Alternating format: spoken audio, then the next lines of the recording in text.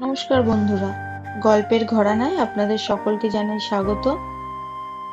আমি পায়েল। আজকে চলে এসেছি আরো একটি নতুন গল্প নিয়ে।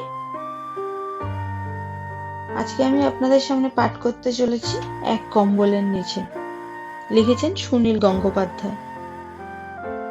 সুনীল গঙ্গোপাধ্যায়ের লেখা এটি একটি মিষ্টি সম্পর্কের গল্প।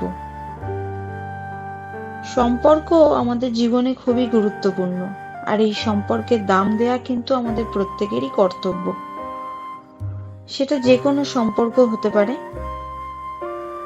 তবে প্রত্যেকটা সম্পর্কই কিন্তু রক্তের সম্পর্ক। শুধুমাত্র বন্ধুত্ব এবং স্বামী স্ত্রীর সম্পর্ক কিন্তু রক্তের নয়। কথায় বলে এই স্বামী স্ত্রীর সম্পর্ক নাকি ওপর থেকে ঠিক করে আসা, আগে থেকেই সবকিছু ঠিক থাকে। তাই যে কোনো সম্পর্কই সেটা রক্ষা করার দায়িত্ব কিন্তু উভয়েরই। সম্পর্কে ঝগড়া, অভিমান, রাগ, ভালোবাসা সবকিছুই থাকবে, কিন্তু দিনের শেষে কেউ যেন কাউকে ছেড়ে না চলে যায়, অর্থাৎ দূরত্ব যেন না তৈরি হয়। কাছে থেকে সম্পর্কের প্রত্যেকটা ধাপকে এগিয়ে নিয়ে যেতে হবে। যাই হোক, আমরা দেখি লেখক এই গল্পের মাধ্যমে আমাদের কি বোঝাতে চেয়েছেন। শুরু করছি এক কম্বলের নিচে। মাঝে মধ্যে মাঝরাত্রিরে স্বামী স্ত্রীর মধ্যে হঠাৎ ঝগড়া শুরু হবে। এ তো অতি স্বাভাবিক ব্যাপার। বিয়ের প্রথম 2 বছর বাদ সে তো একটানা পিকনিক। তারপর যদি দুটি একটি সন্তান জন্মায়, তখন স্ত্রী তাদের নিয়ে ব্যস্ত থাকে কয়েক বছর। বাচ্চারা এই পৃথিবীতে জবরদখল করতে আসে, তাদের দাবিও থাকে অনেক রকম। ইংরেজিতে দাম্পত্য জীবন 7 year ইচ বলে একটা কথা আছে। তা নিয়ে একটা চমৎকার ফিল্মও হয়েছিল, রূপসী মোহিনী মেরিলিন মনরোকে নিয়ে। বাংলায় বলা যায় 1 দশকের গাঁট। সেটা পেরুলে স্বামী স্ত্রীর জীবনটা হয়ে যায় নদীর মতো। কখনো প্রবল খরস্রোতা, কখনো শীতকালের শীর্ণ নিরুত্তাপ চেহারা। কখনো ঝগড়া হয় না, সবসময় স্বামী আর স্ত্রীর হাসি হাসি মুখ, পরস্পরের মন জোগানো কথা। সে জীবন খুবই কৃত্রিম আর বেশ সন্দেহজনক। ঝগড়া তো হবেই, তবে ঝগড়া অনেক রকম। বেশিরভাগ ঝগড়াতেই আগুন থাকে না। আলেয়ার মতন হঠাৎ দপ করে জ্বলে ওঠে, আবার সকাল হতে না হতেই মিলিয়ে যায়। আগুন জ্বলা ঝগড়ায় অনেক সংসার পুড়ে যায়। এ গল্প তাদের নিয়ে নয়। অরূপ আর বিশাখার মাঝে মধ্যেই আলেয়ার ঝগড়া হয়, সব সময় নিজেদের বাড়িতেই। অন্য কোথাও বেড়াতে গেলে তারা সামলে সামলে থাকে। বিশেষত কোথাও বন্ধু বান্ধবের কাছে অতিথি হয়ে থাকলে বড়জোর একটু আধটু কথা কাটাকাটি পর্যন্ত চলতে পারে। তাছাড়া একেবারে আদর্শ দম্পতির ছবি। তবু একবার একটু বেশি ঝগড়া হয়ে গেল। আগে তার একটা পটভূমিকা দেয়া দরকার। অরূপের বন্ধু অগ্নিব থাকে শিলাচরে, ঠিক শহরে নয়, অদূরের চা বাগানে। অনেকবার সে আমন্ত্রণ জানিয়েছে, ঠিক সুযোগ হয়ে ওঠেনি। এবারে অরূপের অফিসের কাজ মণিপুরেই পড়েছে, তাই যেতেই হবে। সুতরাং অতিরিক্ত কয়েকটা দিন বন্ধুর সঙ্গে কাটিয়ে আসা যেতেই পারে। বিশাখা কলেজে পড়ায়, তারও এখন ছুটি। ওদের ছেলে নরেন্দ্রপুরে, সে হোস্টেলে থাকবে। অগ্নিব চা বাগানের ম্যানেজার, তার অতি চমৎকার বাংলো। 2-3খানা গাড়িও ব্যবহার করতে পারে। খাওয়া দাওয়ার ব্যবস্থাও দারুণ। অগ্নিবর স্ত্রী রীতার স্বভাবটাই হাসি খুশি, খুব ভালো গানও গায়। সুতরাং 4 জনে মিলে বেড়ানো, আড্ডা, খাদ্য পানীয় সৎ ব্যবহারে ছুটির কয়েকটা দিন ভালোই কেটে যাওয়ার কথা। এর মধ্যে ঝগড়াঝাটির তো প্রশ্নই ওঠার কথা নয়। তবু এক রাত্রে দরজা বন্ধ ঘরের মধ্যে দপ করে জ্বলে উঠল আলেয়া। এই আলেয়ায় বেশ আঁচও আছে। ঝগড়ার উপলক্ষ একটি কম্বল। দ্বিতীয় দিনে অগ্নিব কাছাকাছি চা বাগানের কয়েকজন বন্ধুকে নেমন্তন্ন করেছিল সন্ধেবেলা। আরো 3টি দম্পতি, সবাই উচ্চ শিক্ষিত, উচ্চ চাকুরে এবং উচ্চ বংশের মানুষ। কাবাব ও মাছ ভাজার সহযোগে প্রিমিয়ার স্কচ, চিতাবাঘ শিকারের গল্প, গাল ও হাসি ঠাট্টায় কেটে গেল কয়েক ঘন্টা। তারপর ডিনার। এসব জায়গায় তো এরকমই হয়ে থাকে। অগ্নিব আর রিতার সবচেয়ে ঘনিষ্ঠ বন্ধু শওকত আর রোশেনারা।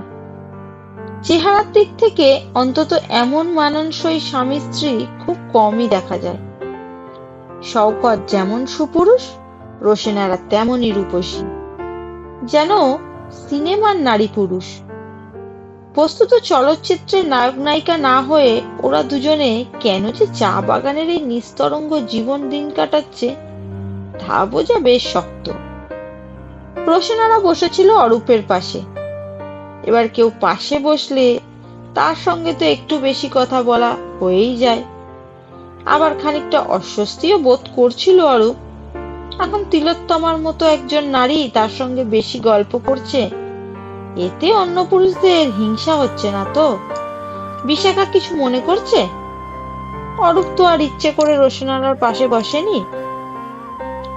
একটি সুন্দরী মেয়ে পাশে বসলে উঠে যাওয়াটা চরম অভদ্রতা। শওকত ঘুরে ঘুরে গল্প করছে সকলের সঙ্গে। বিশাখার সঙ্গেও কি নিয়ে যেন আলোচনা করলো খানিকক্ষণ। অরূপ এক জায়গাতেই বসে থাকে, সেটাই তার স্বভাব। রোশনারা একবার উঠে গেল, কি যেন একটা কাজের কথা বলল রিতার সঙ্গে, আবার ফিরে এলো অরূপেরই পাশে। অনেক চেয়ার ও সোফা খালি রয়েছে। রোশনারা তো অন্য কারোর পাশে বসলেও বসতে পারত, তবু কেন সে আগের জায়গাতেই ফিরে এলো তা অরূপই বা কি করে জানবে।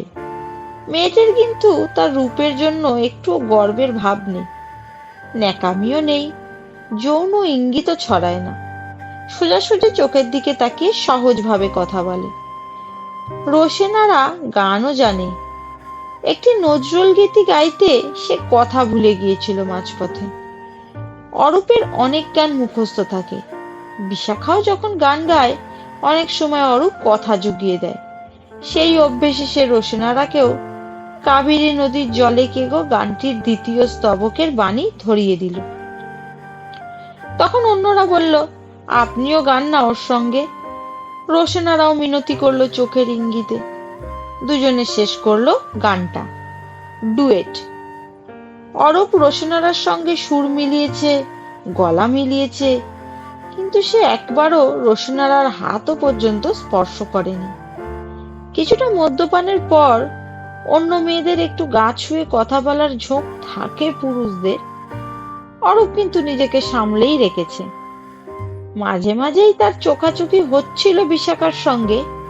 বিশাখা অবশ্য কোনো রকম রাগের ভাব দেখাননি। অরূপের মনে হলো তার বউ এখানে বেশ সুন্দর আছে। এবার ডিনারের পর বিদায় নেবার পালাতেও কিছু সময় কেটে যায়। গাড়িতে ওঠার আগে পর্যন্ত গল্পের রেশ থেকে যায়। সবাই দাঁড়িয়েছে বাইরের চাতালে। এখানে উজ্জ্বল আলো থাকলেও একটু দূরেই মিশমিশে অন্ধকার। বেশ শীতও পড়েছে। দূরে ডাকছে একটা রাত পাখি। অতিথিরা চলে যাবার পরেই বিশাখা বলল, আমার খুব ঘুম পেয়েছে, আমি শুতে যাচ্ছি। অরূপ আর অগ্নিব একটুখানি কনিয়াক নিয়ে আরো বসলো খানিকক্ষণ। অরূপের চোখেই ঢুল এলো আগে। ওদের শুতে দেওয়া হয়েছে ডান দিকের একটি কোণের ঘরে। সে ঘরটি খুবই প্রশস্ত। সংলগ্ন বাথরুমটি বৈঠকখানার মতন বড়। জানলা খুললেই দেখা যায় বাগান। দূরে পাহাড়ের পটভূমিকা, পাহাড়ের চূড়ায় একটা মন্দিরের আলো জ্বলে। ঘরের মধ্যে একটা নীল আবছা আলো জ্বলছে। কম্বলে মুখ ঢেকে শুয়ে আছে বিশাখা, সম্ভবত ঘুমন্ত। পা টিপে টিপে এসে শব্দ না করে পোশাক বদলে ফেললো অরূপ। বাথরুমে ঘুরে এসে শুয়ে পড়ল।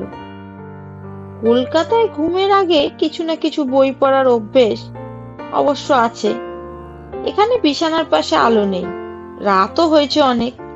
রাত পাখিটার ডাক শুনতে শুনতে ঘুমিয়ে পড়ল অরূপ। কতক্ষণ পর কে জানে কিসের শব্দে যেন ঘুম ভেঙে গেল অরূপের। কেউ কি কাঁদছে? কোনো নারীর আত্মবিলাপ, নাকি এটা স্বপ্ন?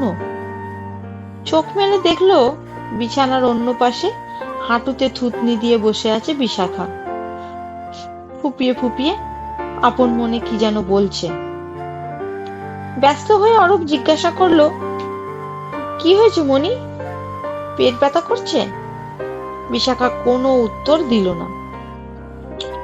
অরূপ গড়িয়ে কাছে এসে বিশাখার একটা হাত ধরে আন্তরিক উদ্বেগের সঙ্গে বলল, কি হয়েছে? কিছু কষ্ট হচ্ছে? হাত ছাড়িয়ে নিয়ে তীব্র গলায় বিশাখা বলল, যাই হোক না কেন, তাতে তোমার কি আসে যায়? আমি মরে গেলে তো তুমি খুশিই হবে। অরূপ একটা দীর্ঘশ্বাস গোপন করলো। প্রত্যেকবার ঝগড়ার সূত্রপাত ঠিক এইভাবেই হয়। বিশাখা নিশ্চিত জানে এই কথাগুলো অরূপের বুকে বিষের তীরের মতো বিঁধবে। মানুষ যে দোষ করে না, সেই দোষের অভিযোগ দিলে সবচেয়ে বেশি আহত হয়। বিশাখার মৃত্যু হলে কেন খুশি হবে অরূপ? সে কি অতটাই খারাপ লোক? বিশাখার বিরুদ্ধে তো তার তেমন কোনো অভিযোগ নেই। বিশাখাও ওকে এখনো সে ভালোবাসে, হয়তো নতুন প্রেমিকার মতন নয়, কিন্তু স্ত্রী হিসাবে, তার সন্তানের জননী হিসাবে, তার জীবন সঙ্গিনী হিসাবে। অরূপ আহত হলেও সংযত গলায় বলল, মরে যাবে কেন? কি অসুবিধা হচ্ছে সেটা বলো। বিশাখা বলল, তোমার জানার দরকার নেই। তুমি মদ খেয়ে মাতাল হবে, তারপর ভোঁস ভোঁস করে ঘুমোবে, তাই ঘুমোও। একটা আরো বিষের তীর। অরূপ নিয়মিত মদ্যপান করে বটে, কিন্তু বিশাখা ছাড়া তাকে আর কেউ মাতাল বলে না। সবাই বলে অরূপকে কখনো বেচাল হতে দেখা যায় না। তাতে অরূপের গর্ব অনুভব হয় বেশ। মাতাল শব্দটি সে একদম পছন্দ করে না। এক একদিন হয়তো একটু বেশি মাত্রায় হয়ে যায়, শরীরটা কিছুটা দোলে, কথা বলে উচ্চকণ্ঠে, কিন্তু সে কারুর সঙ্গে অভদ্র ব্যবহার করে না। নিজের পায়ে দাঁড়াবার শক্তিও হারায় না, কাউকে গালমন্দও করে না। মেজাজটা ফুরফুরে হয়। তারপর তো সকলেই ঘুমোয়। এখন কে ভোঁস ভোঁস করে ঘুমোয় আর কে নিঃশব্দে, তা কে জানে। অরূপের নাক ডাকা সম্পর্কে বিশাখা তো কখনো তেমন কোনো অভিযোগ জানায়নি। আজকাল বিশাখাও পিচ পিচ করে নাক ডাকে, ঘুম না এলে অরূপও তা শুনতে পায়, কিন্তু একবারও সে কথা বলেনি বিশাখাকে। অরূপ বলল, আমি মোটেই মাতাল হইনি। তুমিও তো আজ দিব্যি জিন খাচ্ছিলে দেখলাম, দুবার তিনবার নিলে। বিশাখা এবার কণ্ঠস্বরে অনেকখানি ঝাল মিশিয়ে বলল, তুমি দেখেছিলে? আমার দিকে দেখার তোমার সময় ছিল? তুমি তো একজন সুন্দরীকে নিয়েই মত্ত হয়েছিলে। অরূপ মনে মনে এই আশঙ্কাটাই করছিল। রোশেনারা সে কেন অরূপের পাশে সারাক্ষণ বসেছিল, তার জন্য তো অরূপ দায়ী নয়। সে তো মহিলাকে ডাকেনি, টানাটানিও করেনি। এবার কি একটু ঝাঁজ এসে গেল অরূপের গলাতে। সে বলল, মত্ত হয়েছিলাম মানে? একজন পাশে বসলে কথা বলবো না? বিশাখা বলল, শুধু কথা? চোখ তো সরাতেই পারছিলে না। তারপর আবার হিন্দি সিনেমার নায়কের মতো মাঝপথে গান চলল। এরপর কথার পিঠে গরম গরম কথা, চাপা গলায় ঝগড়া। একসময় অরূপ আবার বিশাখার হাত ধরলো। এত রাত্রিরে এসব কথা বলে কোনো লাভ আছে? শুধু শুধু ঘুম নষ্ট। শুয়ে পড়ো, কাল সকালে কথা হবে। বিশাখা বলল, তুমি ঘুমোচ্ছিলে, ঘুমোও না। কে বারণ করেছে? আমি একটুও ঘুমোতে পারিনি এতক্ষণ। তুমি নেশার ঝোঁকে কম্বলটা টেনে নিচ্ছিলে বারবার। ও, আমার ইচ্ছে করছে এক্ষুনি কোথাও চলে যেতে। এরকম বিছানায় কেউ শুতে পারে?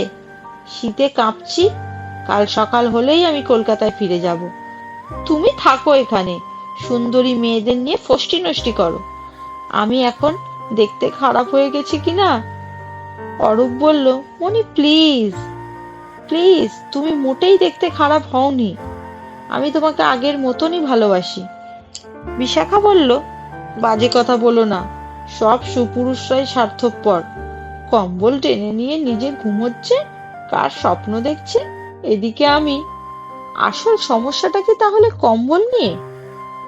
এই কম্বলটা কিন্তু খুবই অভিনব। খাটটাই মস্ত বড়, অন্তত ৩-৪ জন শুতে পারে। ৪খানা মাথার বালিশ, ২খানা পাশ বালিশ, কিন্তু কম্বল একটি মাত্র। এত বড় কম্বল দেখাই যায় না, এবং মখমলের কভার, ভেতরে যে উল আছে তা বোঝাই যায় না। ভারী নরম আর আরামের। এ কম্বলের নিচে অন্তত ৪জন শুতে পারে। চা বাগানের বাংলোয় নিশ্চয়ই আরো অনেক কম্বল আছে, কিন্তু স্বামী স্ত্রীর জন্য এই যে একটি মাত্র কম্বল দেয়া হয়েছে, তা নিশ্চয়ই এই কম্বলের বৈশিষ্ট্যের জন্যই। মধ্যরাত্রির বিবাদ একসময় থেমেই যাবে। স্বামী আর স্ত্রী দুজনে দুদিকে ফিরে শোবে, একসময় ঘুমিয়েও পড়বে। কিন্তু অরূপের আজ আর ঘুম আসে না। মাতাল হওয়ার অভিযোগ তাকে কষ্ট দিয়েছে। একটি সুন্দরী মেয়েকে নিয়ে মেতে উঠে নিজের স্ত্রীকে অবহেলা করার অভিযোগ সে কিছুতেই মানতে পারেনি। অবশ্য এরকম অভিযোগ সে আগেও কয়েকবার পেয়েছে প্রকারান্তে। সবচেয়ে বেশি আঘাত সে পেয়েছে স্বার্থপরতার কথা শুনে। সে স্বার্থপর, স্ত্রীকে শীতের কষ্ট দিয়ে একা একা কম্বল উপভোগ করছে। অরূপের মতন পুরুষরা নিজের স্ত্রীর কাছে শিবালরাজ থাকতে চায়, নিজে কম্বল গায়ে না দিয়েও ছড়িয়ে দিতে চায় বিশাখাকে। এক একজন পুরুষের শোয়াটা বেশ অদ্ভুত ধরনের। ঘুমের মধ্যে তারা সারা বিছানা ঘুরে ঘুরে বেড়ায়, পাশের লোকের গায়ে পা তুলে দেয়। বিয়ের আগে অরূপের এই দোষ ছিল খুবই, এখন শুধরে গেছে। বিশাখা কখনো অরূপের শোয়া নিয়ে দোষ দেয়নি, কিন্তু কম্বল টেনে নেওয়া, কলকাতায় দুজনের জন্য আলাদা কম্বল থাকে, বিয়ের পরে প্রথম দিকে দুজনের আলাদা কম্বল ছুঁড়ে ফেলে দিতে ইচ্ছা করত। ইদানিং দুজনে যখন শুতে যায়, মাঝে মাঝে শরীর নিয়ে মত্ততার পর ঘুমোয় আলাদা আলাদা কম্বলে। শরীরের সুখের পর ঘুমের সুখ আরো বেশি। আলাদা কম্বলে ঘুমের সুখ অবধারিত। ইদানিং শরীর নিয়ে মত্ততার রাত্রি ক্রমশ কমছে, বাড়ছে ঘুমের সুখের ব্যাকুলতা। ঘুম বিঘ্নিত হলে বিশাখার মেজাজ খুব খারাপ হয়ে যায়। হয়তো সব মেয়েরই হয়। এখন বিশাখার জন্য ২/৩ কম্বল ছেড়ে দেওয়া হয়েছে। ঝগড়ার পর বিজয়িনী হয়ে ঘুমিয়ে পড়েছে বিশাখা। শুধু জেগে ছটফট করছে অরূপ। এই জাগরণ অন্যরকম। আমরা অনেক সময় ভাবি সারা রাত ঘুম আসছে না, আসলে পুরোপুরি জাগ্রত থাকার বদলে এ এক ধরনের আধো ঘুম। পাতলা পাতলা স্বপ্নের মধ্যে কেটে যায় সময়। অরূপও আধা জাগ্রত অবস্থার মধ্যে অনবরত ভেবে যেতে থাকলো একটাই কথা, সে স্বার্থপর। সে বিশাখার কাছ থেকে এত বড় কম্বলের অনেকটা কেড়ে নিয়ে নিজে ঘুমাচ্ছে। বিশাখার অভিযোগ হয়তো পুরোপুরি মিথ্যে নয়। সে কি অন্য দিনের তুলনায় আজ বেশি মদ্যপান করে ফেলেছে? রূপসী রোশনারার পাশে ছিল বলেই তার শরীর বেশি চনমনে হয়ে গিয়েছিল। এত বড় কম্বল তবু ঘুমের ঘোরে সে বিশাখার গা থেকে টেনে নিয়েছিল অনেকখানি। হতেও তো পারে। আদৌ ঘুমের মধ্যে অনুতপ্ত বোধ করলো অরূপ। বিশাখাকে তার আরো ভালোবাসতে ইচ্ছে হলো, কিন্তু এরকম ঝগড়ার পর হঠাৎ করে ভালোবাসাটা কি ঠিক বিশ্বাসযোগ্য মনে হয় না। মনে হয় যেন মন জোগানো কথা। হঠাৎ একটা যুক্তি মাথায় এসে গেল অরূপের। হতে পারে সে আজ একটু বেশি মদ্যপান করে ফেলেছে, হতে পারে নেশাগ্রস্ত ঘুমের ঘোরে সে বিশাখার গা থেকে কম্বলও টেনে নিয়েছে। কিন্তু তার তো একটা সহজ সমাধানও ছিল। বিশাখা কেন সরে এলো না তার কাছে? বিশাখা যদি তাকে এসে জড়িয়ে ধরতো, তাহলে তো দুজনের জন্যই প্রচুর কম্বল থাকতো। কেন এলো না বিশাখা? সে তো বিশাখার শত্রু নয়। শীত করলে বিশাখা তাকে জড়িয়ে ধরবে না কেন? এক্ষুনি বিশাখাকে জাগিয়ে এই যুক্তিটা কি শোনানো যায়? কি উত্তর দেবে সে? কিন্তু বিশাখা এখন দিব্যি ঘুমোচ্ছে। এখন তাকে জাগাবার কোনো প্রশ্নই ওঠে না। এরপর আদো ঘুমের স্বপ্নটা ক্রমশ অন্য রূপ নিতে লাগলো। সে দেখলো একটা বিশাল কম্বল, শত শত মাইল লম্বা, তার নিচে অনেক মানুষ। এরা কারা? সারা দেশের মানুষেরা এক কম্বলের নিচে শুয়ে আছে। কখনো কম্বলটা সরে গেলে সবাই কাছাকাছি এসে জড়াজড়ি করছে, হাসছে। গোর্খাল্যান্ড, কামতাপুরী, সুন্দরবনের মানুষ। কম্বলটা একদিক থেকে অন্যদিকে বেশি সরে গেলে সবাই হাসাহাসি করে ঠিক করে নিচ্ছে। শেষ রাতের স্বপ্ন হঠাৎ থেমে যায় না, চলতেই থাকে। যারা এরকম স্বপ্ন দেখে তারা জানে অন্যমনস্ক হয়ে ঘুমোবার চেষ্টা করলেও স্বপ্নটা কিন্তু চলতেই থাকে। অরূপ দেখতে লাগলো সারা আকাশ জুড়ে একটা কম্বল, রং বদলাচ্ছে, তবু প্রধানত নীল রঙই বটে। তারপর অরূপ দেখলো সারা পৃথিবী জুড়ে রয়েছে একটা নীল রঙের কম্বল। আকাশের বদলে সেই কম্বলের নিচেই পৃথিবীর সব মানুষ। আকাশের সেই কম্বল নিয়ে টানাটানি চলছে, আবারও ঠিকঠাক করে নিয়ে খলখল করে হাসছে সব মানুষ।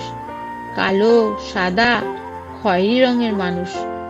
ঝগড়া হচ্ছে, আবার মিটেও যাচ্ছে। মানুষ কাছাকাছি এলেই ঝগড়া মিটে যায়। দূরত্বই যত গন্ডগোলের মূল। আদো ঘুমন্ত অরূপের ঠোঁটে ফুটে উঠছে হাসি। সে পৃথিবীর কি দারুণ একটা সমস্যার সমাধান করে ফেলেছে আজ।